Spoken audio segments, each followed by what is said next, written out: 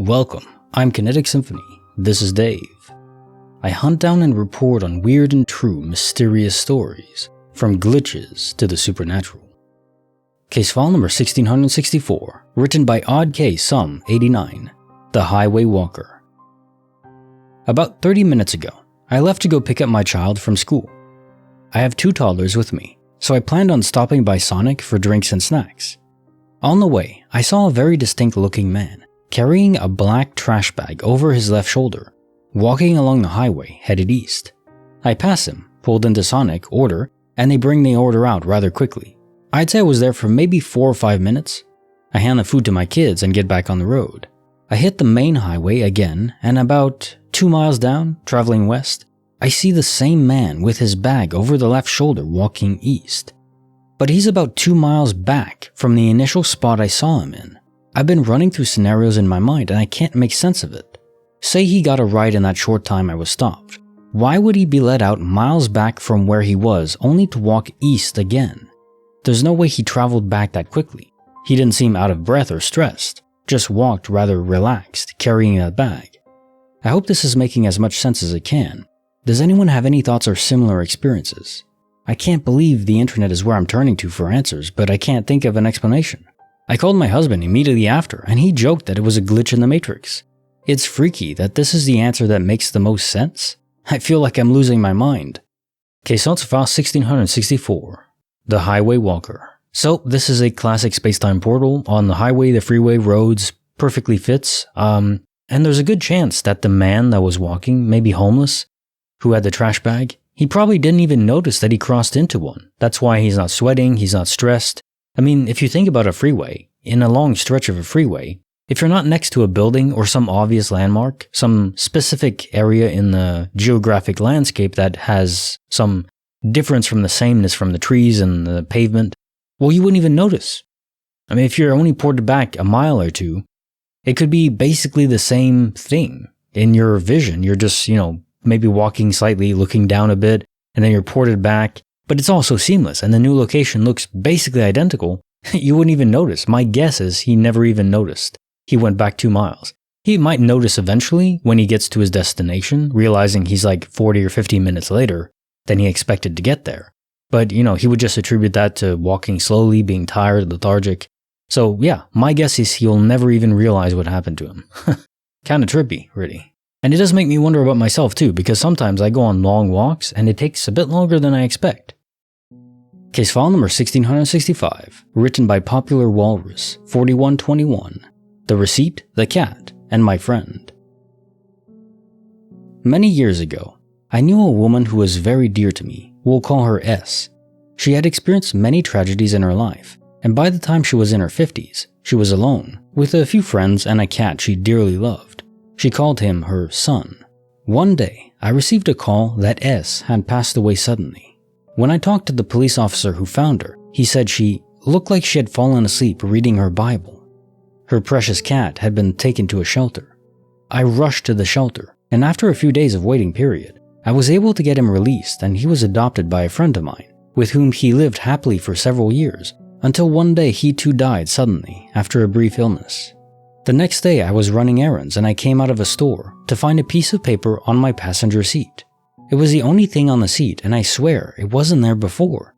It was a handwritten receipt from a moving company made out to S from a couple of months before she died. I had moved twice and gotten a new car since she passed, and I have no earthly clue why or how I would have this receipt at all, never mind on the passenger seat of my car. But I've always hoped it was S telling me that she and her son are together and safe. Case file 1665, The Receipt, the Cat, and My Friend.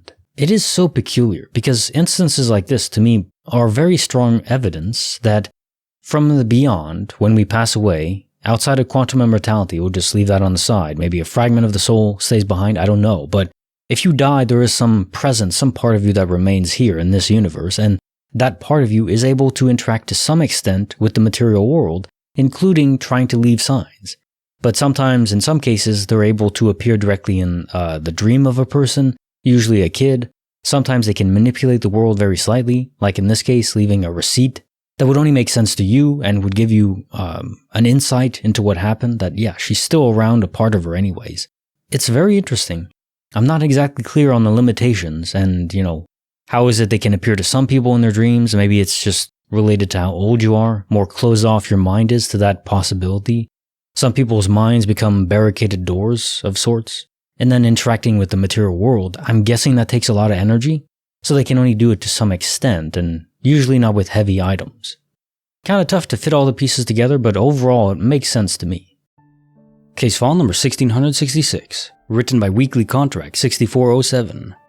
On New Year's Eve, I became invisible to my family. So last night, New Year's Eve, my family had a party at my grandparents' house. We all went up there around 7 p.m. I had been working 8 to 5, so I was already exhausted, and I left early at 9:25 p.m. I know I got home at 9:28 because I FaceTimed my boyfriend as I unlocked the door to my house. I then walked in, put my dogs outside, and went upstairs. Got changed into my PJs and went back downstairs to let my dogs in because there were fireworks going off. I have a picture I took at 10:09 p.m. of me laying on the sofa with one of my dogs, and another one taken at 10:21 p.m. of the same dog sleeping on me. My brother and dad were both apparently home between 10 and 10:40. They left again after that to go back to the party. However, the weird part, they both say they never saw me in the house. They had even come into the sitting room to check on the dogs because of the fireworks going off. They even looked for me because they wanted to know where I had put something, but they couldn't find me anywhere in the house. I never saw or heard them either. According to my boyfriend, I fell asleep around 10:30 and I fell asleep on the sofa. My boyfriend also never heard or saw them. Normally my phone picks up people coming into the house from my bedroom, which he hears, so it's weird he didn't hear them. I then remember my dad waking me at around 12:20 and telling me to go to bed because I'd fallen asleep on the sofa, and then I texted my friend Happy New Year at 12:37 and then went to bed. At this point, my boyfriend woke up. He apparently fell asleep around 12 and said Happy New Year, and I texted him back saying Happy New Year. I don't know why I texted him instead of just talking, but yeah. Then he accidentally hung up, so I rang him back and I got into bed at 12:43. However, according to my dad, he didn't get home till 1 a.m. and my brother got home at 12:50, and neither of them woke me up. I wasn't drinking and my dad hadn't been drinking either, so we can't blame this on alcohol. It's also really not like them to team up to mess with me, and also the fact my boyfriend never heard or saw them really confuses me. Normally when I'm on FaceTime with my boyfriend, my dad steals the phone and sits talking to him for 30 minutes, so it's very unlikely my dad would have ignored him. Case notes file 1666. On New Year's Eve, I became invisible to my family. Okay, so another clear instance of phasing between the multiverse. Think of an onion with different layers that intersect next to each other. If you're in the middle layer, there's two layers, one above and one below you. And these universes can be sort of like that. They're membranes or sheets that are close together to each other. And the closer they are, the easier it is to peer into the other one, almost like opening a window. Now, I don't know what the catalyst for that is. How do we open the window? We don't realize it. Are these just wormholes that appear randomly and we intersect with them and we don't really notice anything, but we are able to peer into a different universe, but not fully transition over? Just our minds temporarily go there? One thing that's interesting is if we're talking about an onion, well, it's in three-dimensional space, 4 with time. But if we're talking about the multiverse ocean, there's no knowing how many dimensions in that layer of reality there are. Maybe it's still confined to the 4 dimensions of space-time we exist in now, but if we're talking about the multiverse ocean, well, there might be many dimensions higher than us. And if that's the case, the number of universes that could intersect ours nearby could be tremendous, could be hundreds or thousands or even more. So it would explain the variety of multiverse sight. However, in terms of the universes that are really far away from ours, that do not intersect in whatever dimensional space we're talking about, I think those universes that are really far away, they're only accessible to us via quantum immortality. Now time for the quote of the day, from the movie Contact.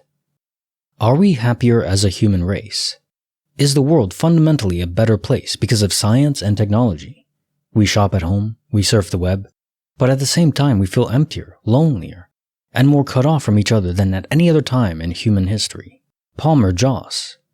What a prescient quote that is, given the time it was written in. This was in the 90s, if I recall. 1999, maybe? So we're talking about several decades away. And even back then, people were not nearly as disconnected. It's an order of 100 magnitudes difference from when this movie was made. And this is funny as someone who is running a YouTube channel, who needs the internet to interact with so many people at once. And it's incredible what that has permitted people to do, enabled. So I love it for that. But there is an element of the human condition that is lost. We don't really meet people in real life anymore. I was watching Stranger Things again, and the 3rd season, no spoilers, but it takes place in a mall, more or less, and that vibe, that 80s, 90s, early 90s vibe of just going to the mall and hanging out, even in the early 2000s I would do that. And there's just something pure about that. We've lost something that maybe we can never get back. Kind of a somber note to end the show on, but hey, it's something to consider. Just interact with other human beings more in real life. We need that. As much as we need food and water and oxygen, we need human connection as well. Real connection. Not just digital. Like the video, subscribe, hit the bell.